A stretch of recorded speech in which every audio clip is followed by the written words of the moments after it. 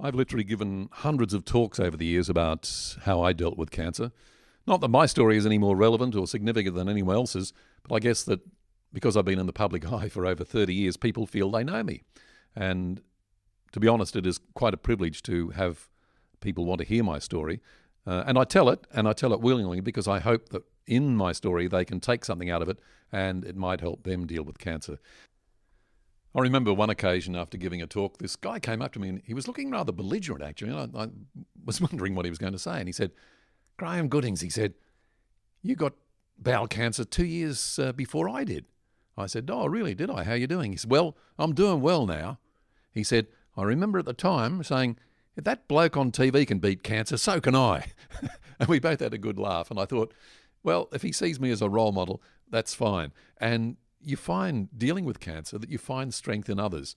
And in the early stages of cancer, for me, I had somewhat of a mentor, a friend who lived in another state, had been dealing with breast cancer for a number of years, and I always admired just how well she dealt with it.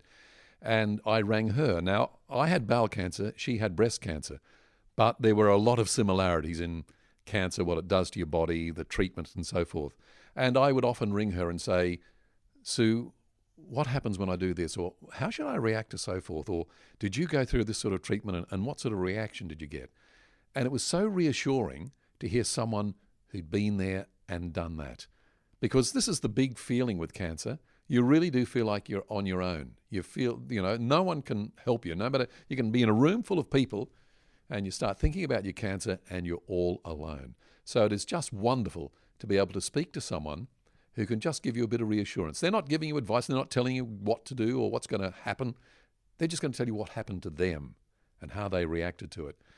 As I say, I had a wonderful mentor in that role. And since having cancer, I'm more than happy to do that. People often get in touch with me and say, "Graeme, can you talk me through it? I've been diagnosed with something similar to you." And I'm more than happy to do it because I know the help and support that I got in that. The cancer community is not massive, but sadly it is a growing community. But we can all help each other. And knowledge is power. The more knowledge you have about your disease, the more you can pass on to other people, the better informed you are to ask your doctor. I mean, that is an important thing too. Now, your doctor is the best person to help you deal with cancer. There's no question of that. But you are just one of a number of patients. They can't know everything about your cancer. So I found that the best thing to do was find out as much as you can about your cancer. Research it. Ask questions. So when you go to see your doctor, you're asking informed questions. And don't ever, ever be embarrassed to say to the doctor, "Look, I don't quite understand what you said. Really, that just sort of went over my head." I mean, it's up to them to explain to you. They have all the knowledge and all the teaching. And at times doctors can talk on their level when they should be speaking on the common layman's level. So please don't ever fear asking the doctor. Don't make out that you're dumb or stupid. You're not. You're just an average person who's got cancer and they need the knowledge. And another wonderful bit of advice given to me early on was, when you go to see your doctor, take someone with you. Because 2 sets of ears are better than one. And you go in there and you're only going to hear what the doctor says at the start and what they say at the end, and what's in the middle can be a blur. If you have another person with you, it can make a huge, huge difference. And another thing, I had a chap who had cancer. He ran 2 businesses, very successful man. And I was talking to him about my treatment and I said I'd had radiotherapy. And he said, "Well, that's strange. I never had radiotherapy." And I said, "Why didn't you have radiotherapy?" He said, "Well, I don't know." I said, "Did you ever ask the doctor?" He said, "No, I never did." And I said, "Why not?" And he said, "I just feel, I knot up inside and I'm almost too embarrassed to ask questions." Now, this was a professional man out in public, seemed to have all the confidence in the world, but in the doctor's rooms, white coat fever, he just couldn't handle it. I gave him this bit of advice. I'll give it to you, and I give it to a lot of people. If you were affected in that way about asking your doctor questions outright, write the questions at home before you go to see the doctor. And as they occur to you, write down a question. How long will this treatment take? What are the likely side effects? Can I continue with work undergoing the treatment? How often do I have to come back seeing you? Is there anything that I shouldn't take? Any signs I should look out for? There are 1,000,001 questions, and you can't think of them all at once. But if you write them down, take them to your doctor, and look, you don't even have to sit there and read them off. You mightn't feel comfortable doing that. What you can do is say, look, doctor, would you read this? And there's your list of questions, and you can go through them and tick them off. And if you like, take a notepad with you and make notes, because it's so much information to absorb. If you make notes, go home, look at them. If you have any queries, well, ring up and ask. But, dear oh dear, this is your illness. You've got to take ownership of it. The doctors and medical people will do all they can, but you can't look away from it. You can't step away from it. You're going to have to make a lot of decisions about your cancer.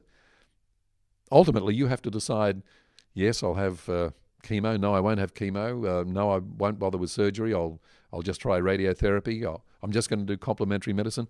All these sorts of things are put to you, and you are going to have to be the final decision maker. It can be a bit overwhelming, but that is the way it is.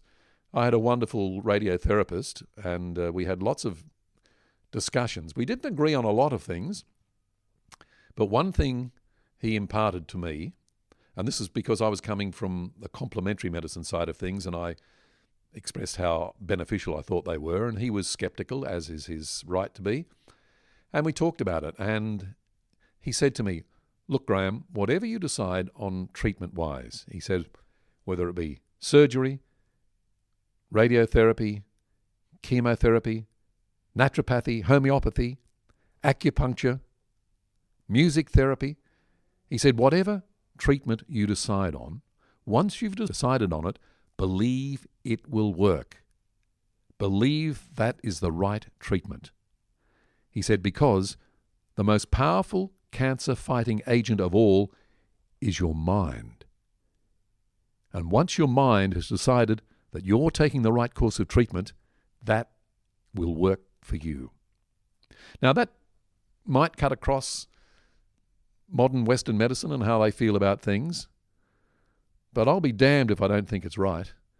I know that Western medicine are a little bit, positive thinking, the power of positive thinking. They won't come out and say, yes, it's a wonderful thing.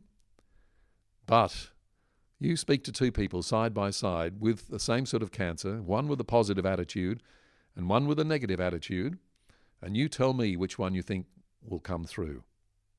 Now, if at the end of the day, the final result is the same, both the positive person and the negative person succumb to cancer, tell me who will have had the better lifestyle. It's the quality of life, not the quantity of life. And if you believe and love every minute of life, and even though you're threatened and challenged by a dreaded disease, be it cancer or something else, but if you look at it head on and say, I can beat this, and by gee, I'm going to live every moment of my life and enjoy it. Life for you is going to become better immediately, and life for those around you is going to become better immediately. And you just knowing that the sun is going to come up tomorrow, it's another day, it's a wonderful feeling. And people ask me about the long-term residual effects of cancer. Now, cancer has challenged me, and I've beaten it. It has taken its toll. There are certain things I can and can't do now, certain things I can and can't drink, and it slows up my lifestyle a little bit. But when people say, oh, you poor bugger, you can't drink red wine like you used to, I say, well, I consider the alternative, and I reckon I'm pretty well off. It's a small price to pay. So don't go whinging and carrying on about having to give up small things and going without small things, because life is so precious. And anyone who has had a life-threatening illness often looks at life differently. And I say to people that my life is better for having had cancer. And they look at you like you're crazy. I mean, come on, you've had cancer. Why is life better now? Well, life is better because I've learnt to appreciate it more. I've learnt not to take things for granted anymore. I've learnt not to sweat the small stuff. And I've learnt that if I can beat cancer, I can beat anything. So you put life in perspective. And we all need to do that. And I say it's the best lesson I've ever learned. I only wish there was an easier way to learn that lesson. I wish I hadn't had to go through cancer. But there's no backtracking. I got cancer. I've served my licks. I'm doing pretty well now, and life is good. And it can be for you too, whether you're dealing with cancer. You do have your ups and your downs, and this is something that I discussed with my radiotherapist too. He talked about the importance of having a positive attitude. And I said, yeah, Doc, but I tell you what, I reckon I've got a positive attitude 90% of the time. But there are those mornings when I wake up at 3 o'clock, it's pitch black, silent. I'm just lying there in a pool of sweat, thinking the worst, fearing the most. And I said to the doctor, so what's happening? What's happening to my positive attitude? And he said, well, that is a test. He said, we all have to have tests in life. It's easy to have a positive attitude, plain sailing wise, but your fears in the early hours of the morning are just a test, making you realize and rethink all your attitudes. And it was true. After that, I sort of laid there and thought, okay, you're challenging me. Yeah, this is tough. I'm scared, but I'm going to win. And it's amazing that over time, it took a while that I stopped waking up at 3 in the morning and having those fearful sweats. Have a good night's sleep now. So after the darkest dawn comes the most beautiful of days. It took 2.5 years to make Cancer What Now. It was a labour of love, I must admit it. I'd really, as I always say when I give talks, I really wish there was no need for a DVD like this. Wouldn't it be wonderful if we didn't have to put out the sort of information to help you deal with life-threatening illnesses? But it's a sad fact. And I made the DVD in cooperation with the Cancer Council, and I was so thrilled because I was going to make this DVD come hell or high water. Nothing was going to stop me. But I approached the Cancer Council SA, and they thought it was a terrific idea, and they backed me with financial support, and they provided a lot of the intellectual advice to help make it what it's turned out to be. The DVD streams on the Cancer Council website, and if you want to see more about it, you can go to cancerwhatnow.com.au, where you can actually preview the DVD and see what it's all about. And I'd like you to share your cancer story, because I find it fascinating to hear other people's stories. There are so many parallels, but there are also so many differences. And it's amazing, you'll hear a story and there's just a little gem of wisdom in it, and you think, wow, that's good. I can use that. And maybe it's not able to be used by me now because I could have used it way back then, but I'll pass it on to somebody else.